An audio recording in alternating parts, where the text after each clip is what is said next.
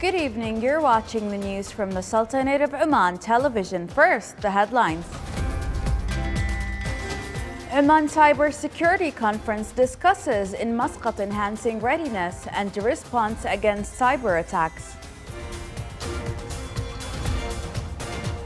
A workshop on drafting a national climate change plan discusses the Sultanate of Oman's efforts in dealing with climate change. And the first Arab Forum for Consumer Protection reviews practices from Arab countries and commends the efforts made by the Sultanate of Oman in this field.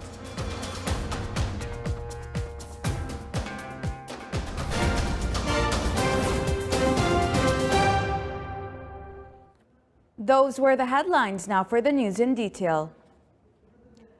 With wide local and international participation, Oman Cybersecurity Conference held its third session in the Governorate of Muscat.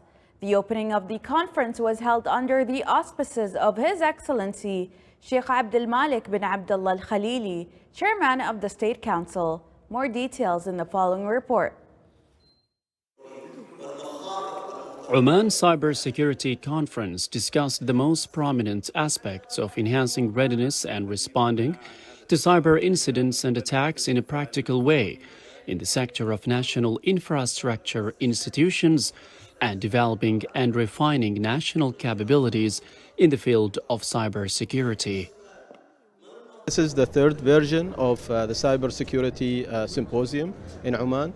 And the idea is to tackle three aspects or three components of this event. The first one is to do mainly with the technology aspect of cybersecurity. What are the best trends? What are the best technologies in this space? The second is more to do with cultural awareness in the space of cybersecurity. And the third aspect is to do with the economical side of cybersecurity and how we can encourage small and medium companies to establish themselves and to have a great footstep in Oman and outside Oman. The conference reviews the best international strategies and experiences and the procedures for evaluating the necessary measures to reduce risks in interconnected systems. As part of the conference, the Advanced Cybersecurity Academy, in cooperation with the Electronic Defense Center, implemented the national exercise for cybersecurity in the infrastructure sector in light of the indicators and objectives of the 2040 vision, with the participation of a group of local and international experts and observers. Through the drill we did yesterday, we were able to actually emphasize on the concepts of cybersecurity in the critical and national infrastructures. Through that trainings or through that drill, we were able to actually measure how the readiness of each organizations in the event of a cyber event. So we were focusing mostly in the incident response and the possibilities of this organization to react in case of an incident happens in the organization. The conference was accompanied by an exhibition that included 11 international companies and small and medium enterprises working in the field of electronic security, aiming to create an environment for them to introduce the community of workers in the sector to their services and their high readiness. Supporting aspects of joint cooperation between the Sultanate of Oman and Russian Federation were reviewed by His Excellency Sheikh Abdul Malik bin Abdullah Al-Khalili, Chairman of the State Council, during his meeting with a delegation from Parliamentary Friendship Group at Russian Federation Council, led by Mohammad Isayevich Akhmedov.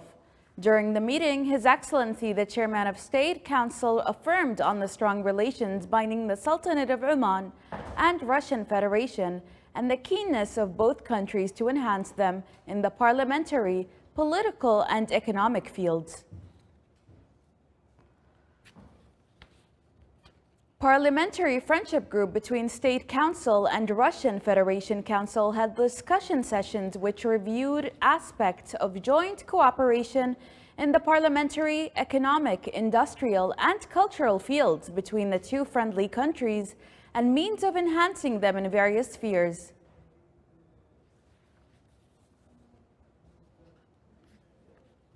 The Environment Authority organized a workshop on drafting a national plan to adapt with climate change in coordination with Sultan Qaboos University, the United Nations Industrial Development Organization, and the Green Climate Fund. The workshop seeks to bring in stockholders and local and international officials to discuss issues concerning climate change targets and balancing between development needs and protecting environment and minimizing carbon footprint. The workshop also comes in preparation for submitting the third national communication for the Sultanate of Oman to the United Nations Framework Convention on Climate Change.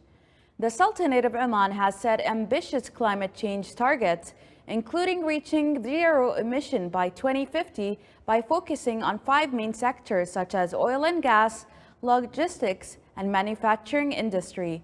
The national plan will seek to diversify energy sources and lower dependency on carbon-based energy.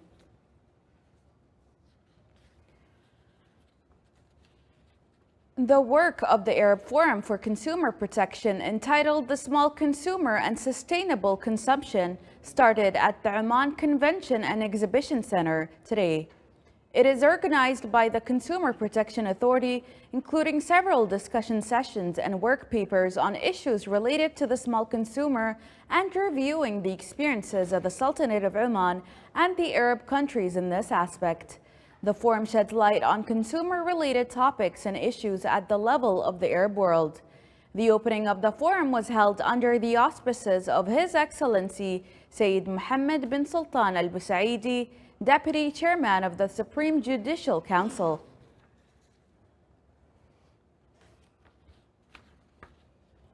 The Sultanate of Oman, represented by the Ministry of Heritage and Tourism, took part in the Berlin travel exhibition ITB Berlin, which was suspended for 2 years due to COVID-19 travel restrictions. More than 40 institutions from the hotel and tourism sector participated in the event to promote the country as a tourism destination. The Omani delegation was headed by His Excellency Salim bin Mohammed Al Mahrouqi, Minister of Heritage and Tourism.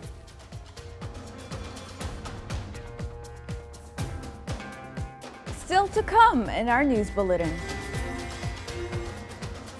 Asya Dry Dock celebrates the graduation of trainees from Duqm Industrial Training Institute.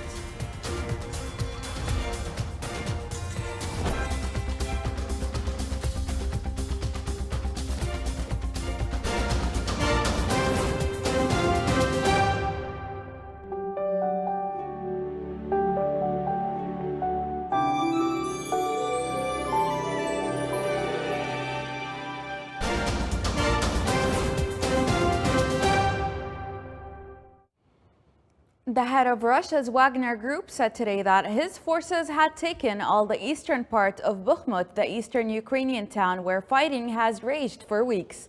Pressure has been mounting on Ukrainian troops trying to hold the town against Russia's soldiers, hoping to capture it no matter the cost.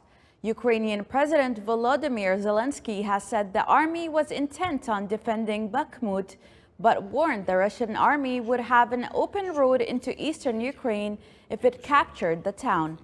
The battle for Bakhmut, a salt mining town with a population of 80,000 before the fighting began, has been the longest and bloodiest in Russia's operation, which has devastated swaths of Ukraine and displaced millions over the past year.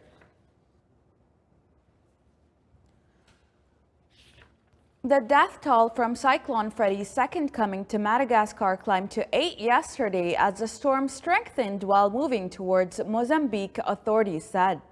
The UN's World Meteorological Organization said that Freddy, which began life of northeastern Australia in the first week in February, was set to become the longest-lasting tropical cyclone in record. Madagascar's government announced that more than 40,000 people have been affected and over 14,000 displaced since the storm returned to battle their island nation, having followed an unusual path. In total, at least 15 people have died in Madagascar since Freddy struck the first time in late February, bringing strong winds and torrential rains. One person remains missing and more than 1,000 homes have been destroyed, the government said yesterday. Rains in southwestern Madagascar were easing as the storm strengthened but moved away from the Indian Ocean island towards Mozambique, where it is expected to make a second landfall later this week.